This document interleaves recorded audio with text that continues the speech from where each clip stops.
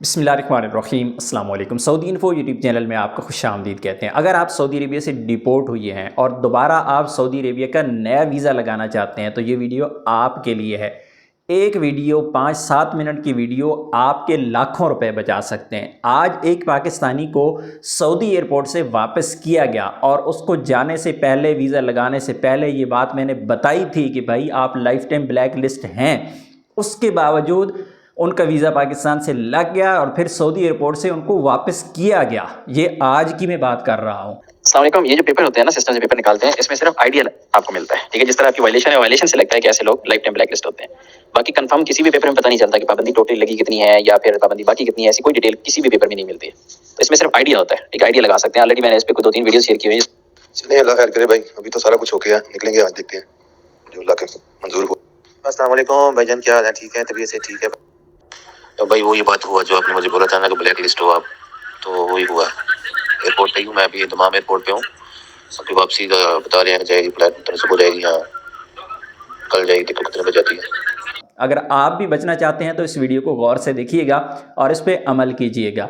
सबसे पहले मैं आपको बताऊं, आप जब भी सऊदी अरेबिया से डिपोर्ट होते हैं, वजह कोई भी हो, आपका इकामा एक्सपायर है, आपका हरूब है, आप बाहर काम करते हुए पकड़े गए हैं, या फिर आपने पैसे दे के एजेंट से अपना खरूज लगवाया, कोई भी वजह थी, आप सऊदी अरेबिया से चले गए, टिकट आपने अपनी ली, आप जेल में नहीं गए, तब भी आपने एम्बेसी से खरूज लगवाया, तब भी आपने क्या करना है कि पहले चेक करवाना है कि आप पे पाबंदी तो नहीं है।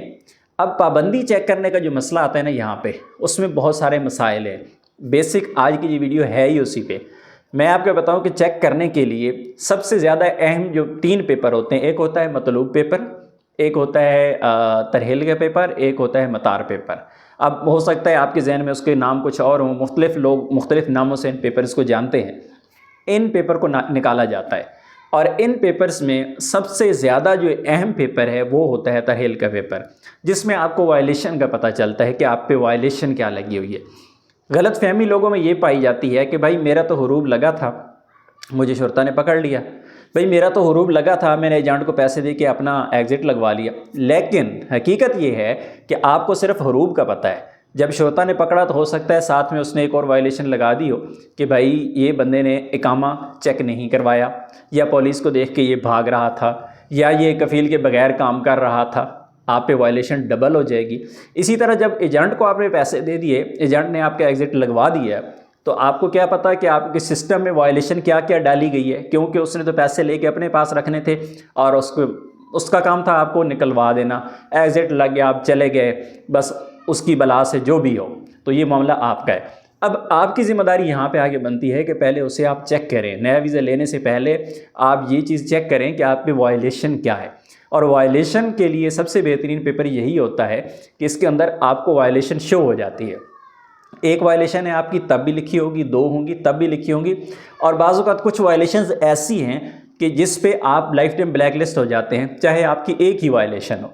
जिस तरह इस भाई का मैंने आपको बताया कि इनकी वायलेशन एक ही थी, लेकिन मैंने इनको पहले बताया था कि भाई आप लाइफ टाइम ब्लैक लिस्ट हैं। जो मैंने इनको बताया था कि भाई आप ब्लैक लिस्ट हैं और ये काम ना करें, क्योंकि इनका वीज़ा लग चुका था, तो उस वक्त मशवरा यही बनता था कि भाई साहब आप चले जाएं, एक दफ़ा ट्राई करें, टिकट भी हो चुकी है, वीज़ा भी लग चुका है, लेकिन ज़्यादा चांस है कि एयरपोर्ट से वापस कर दिया जाए, और काम वही बाद में हो गया। तो इन पेपर का मुख्तसर सा तारफ़ मैं आपको बता देता हूँ। मतलूब पेपर वो बंदा निकाले जो सऊदी अरब से जा चुका है और उसको डर है, खौफ है, उसके खिलाफ कफ़ील कंपनी ने कोई केस कर रखा है या उसको मतलूब कर रखा है, तो ऐसे मामले के लिए मतलूब पेपर होता है। इसी तरह दूसरा जो पेपर होता है आपका मतार पेपर। मतार पेपर ऐसे लोगों के लिए होता है जिनको शक शुबा होता है कि यार खरूज तो मैंने लगवाया था, पता नहीं ब्लैक लिस्ट हुआ हूँ या नहीं हुआ, कफ़ील ने गुस्से में लगा दिया था, एम्बेसी से लगवाया था, गवर्नमेंट ने फ्री का टाइम दिया हुआ था, चले जाएं, मुझे तो नहीं पता मेरा खरूज कैसे लगा था। ऐसे लोगों के लिए मतार पेपर कारामद ज़रूर है। लेकिन दूसरी तरफ जिन लोगों को यकीन है कि वो डिपोर्ट हुए हैं और उनका उस वक्त कोई इशू था, तो फिर ऐसे लोग तरहील पेपर निकालें, उसमें अपनी पहले वायलेशन देखें। और इसी तरह से तमाम अफराद जो लीगल तरीके से खरूज लगा चुके हैं या जो छुट्टी वाले लोग हैं, छुट्टी वालों को मैं बता दूं कि छुट्टी वालों पे कोई किसी किस्म का फ़िलहाल आज की डेट में कोई पाबंदी नहीं है। आपका नया वीज़ा लग जाता है, आपकी छुट्टी एक्सपायर होगी, इकामा एक्सपायर हो गया, आप नया वीज़ा आपका लग जाएगा, आपको इन पेपर्स के निकालने की ज़रूरत नहीं होती। हाँ, छुट्टी वाले बंदे फाइनल एग्जिट का पेपर निकालेंगे, और इसी तरह ऐसे अफराद जिनका लीगल तरीके से खरूज लगा हुआ है, इकामा भी वैलिड था, सब कुछ ठीक था, कफ़ील कंपनी ने खरूज लगाया, तो वो भी फाइनल एग्जिट का पेपर निकाल लें और फिर आपका वीज़ा इंशाल्लाह स्टैंप हो जाएगा। बाकी पाबंदी वगैरह चेक करवाने की आपको ज़रूरत नहीं होती। उम्मीद है आज की इन्फॉर्मेशन आपको अच्छी लगी होगी। अच्छी लगी है वीडियो को शेयर कर दें, लाइक करने को छोड़ दें, शेयर कर दें, किसी के काम आ जाएगी। इस भाई ने अगर यही वीडियो मैंने 2025 में भी बनाई, 2024 में भी बनाई और ये चीज़ें समझाई हैं, उसके बावजूद इस भाई साहब का नुकसान हुआ। मैं नहीं चाहता कि किसी और का भी नुकसान हो। आप इन चीज़ों से बचें, पेपर किसी से भी निकलवा लें, जहाँ से मर्जी निकाल लें, लेकिन तसल्ली करें। वीडियो को शेयर ज़रूर कीजिएगा। मिलते हैं नेक्स्ट वीडियो में, तब तक के लिए इजाज़त दीजिए। अल्लाह हाफिज़।